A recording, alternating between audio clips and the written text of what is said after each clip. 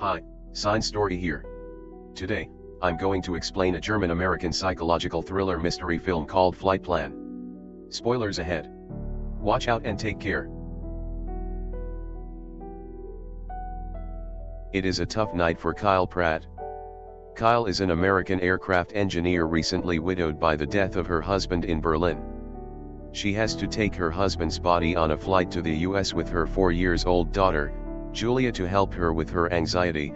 Kyle takes pills as prescribed by her doctor. The next morning, it is snowing outside. A taxi is waiting for them to take them to the airport. While at the airport, Kyle loses Julia. She panics. She sees strangers, couples, foreigners, adults. But nobody kid-sized. She turns again. There's Julia, over by Sundry's stand. With an angry tone, she advises her not to wander around without her permission. Kyle and Julia will soon board a plane that Kyle helped design. They are the first to enter the cabin. Julia looks out her window. Then she steams that window up with her breath and draws a little heart in the steam with her finger, a tiny, clumsy heart. Then Kyle takes a nap. Awakening from her nap, she realizes that Julia has disappeared from her seat. Kyle tries to ask other passengers, but none of the passengers recall seeing her. A flight attendant suggests that Julia might be playing with children of her age. Kyle walks down the aisle, trying to find her, but still no sign of Julia. Kyle continues to look around with an unease that's beginning to grow. She rechecks their row, where they'd fallen asleep. She looks under that blanket and finds the one-armed bear. But no Julia. That's weird. Julia wouldn't go anywhere without her bear. Then she contacts a flight attendant, Stephanie, to help her find Julia. Stephanie agrees to help her and makes an announcement of a missing child. A moment later, however, to her surprise, Stephanie tells her there is no record of her daughter boarding the flight. Kyle is confused. She is very sure her daughter was there with her, so she tries to prove it by showing her boarding pass. However, Kyle is unable to find Julia's boarding pass. And she also finds that her daughter's backpack is missing from the overhead bin, which is impossible because Julia couldn't have reached up here by herself. She's not tall enough. Seeing this situation, a Sky Marshal, Gene Carson, begins to monitor her while she's searching for her daughter. Kyle demands to see the captain, Marcus Rich, to get him involved in the search for her daughter. Hearing that there's no record of her daughter boarding the flight, the captain asks if Kyle is under any medication right now. Kyle says that she was taking sleeping pills to help her with anxiety due to her husband's death. Kyle further reveals that her husband died falling from their roof 6 days ago, which she refuses to believe was suicide. The captain and the other crew members suspect that Kyle has become unhinged by her husband's death and has imagined bringing her daughter aboard.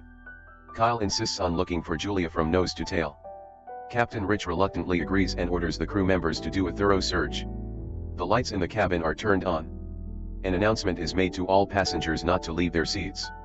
Stephanie goes down to the avionics section, looking around, but still no 4-year-old girls. While Pratt is busy searching, she sees an Egyptian. She confronts him as she recognizes him from somewhere. She tries to remember, but her brain's too scrambled right now. Kyle then asks the captain to look for Julia in the cargo hold. Captain Rich doesn't allow that, and angrily states that there are hundreds of passengers on this flight who are not receiving any attention at the moment because all flight attendants are busy conducting a search for a child that none of them believe was ever on board. Kyle doesn't take it well. She then runs to the Egyptian. She accuses the man of kidnapping her daughter, as she now remembers that she saw him last night, staring into her daughter's bedroom. The man is annoyed at being accused. Then, he shows proof of receipt of the hotel where he lived, which is nowhere near her apartment. Then, chaos ensues. Kyle forces the man to confess. They fight. Carson, who is fed up with her behavior, states that her husband's death makes more sense now. A couple of hours with her, and even he is ready to jump. Not long after, Captain Marcus receives a wire from the hospital in Berlin that says Julia was with her father when he fell off the roof and also died of internal injuries. Now, the crew believes she is delusional. Kyle furiously denies it. She is very sure that Julia is still alive and still on the plane. Carson now feels that Kyle is a threat by making up such a story, so he handcuffs her and keeps her in her seat. A therapist, Lisa, approaches and tries to console her, causing Kyle to doubt her own sanity. She now begins to accept her daughter's death. However, she then notices that a heart Julia had drawn earlier on the window next to her seat is real. Kyle becomes increasingly convinced that something weird is going on.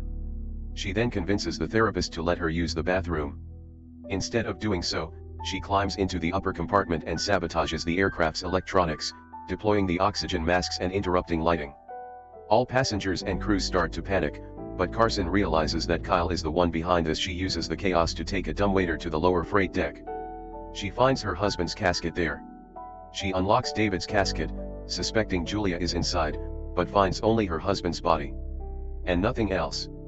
Carson finds her, puts her in handcuffs, and escorts her back, announcing that the flight is making an emergency stopover at Goose Bay Airport, where she will be taken into custody. As she's escorted to her seat, one of the passengers begins to applaud. The applause spreads, filling the deck. Some others are staring at her, including the Egyptian. Kyle reaches the back row, where she stops and sits there. Kyle makes a final plea to Carson that she needs to search the plane upon landing. Carson considers for a moment, then decides to speak to the captain. However, instead of speaking to the captain, he sneaks down to the freight deck. There, he removes 2 explosives and a detonator concealed in David's, Kyle's husband, casket.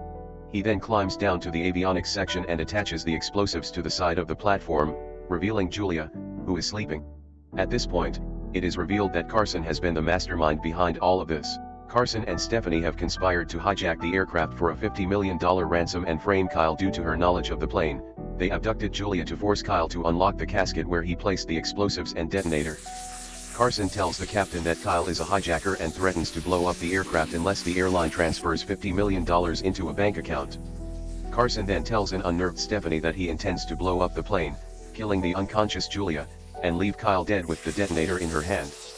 Kyle still couldn't believe everything that has happened. She anxiously looks out of the window as the plane is about to land. Other passengers are confused because of the emergency landing.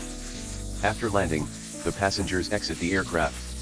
As the captain is leaving, Kyle confronts the captain, who angrily declares that the ransom has been paid. Kyle is confused by this. Soon, she realizes that all this is Carson's doing. He uses the situation to twist the truth and makes it look as if Kyle is a terrorist. Realizing this truth, Kyle decides to take advantage of the role of hijacker, commanding Carson to remain aboard and the crew to leave. Carson hesitates, but he realizes that if he refuses, it would be seen that the charade would be his. As soon as the plane's door closes, Kyle knocks Carson unconscious with a fire extinguisher, handcuffs him to a rail, and takes the detonator from his pocket. Stephanie comes out of hiding. Carson regains consciousness. He chases after Kyle, shooting until she locks herself in the cockpit. She opens a hatch door to the plane's attic and throws out a binder to fool him. Carson hears the upstairs thud and leaves. Kyle exits and encounters a guilt-ridden Stephanie. She punches her, who panics and immediately flees the plane. Kyle continues to look for her daughter to the avionics, and she finds Julia there, unconscious. She immediately hugs her and carries her. Carson soon follows, and while searching, reveals that he murdered her husband to smuggle the explosives inside his casket, knowing that it would not be scanned at the checkpoint. Kyle immediately carries Julia into the aircraft's non-combustible hold. With the detonator in hand, Carson shoots at her as she closes the door. With the non-combustible walls of the hold to protect them, she detonates the explosives, exploding the plane, killing Carson. The passengers and crew watch the explosion in shock. A moment later, Kyle appears with her daughter.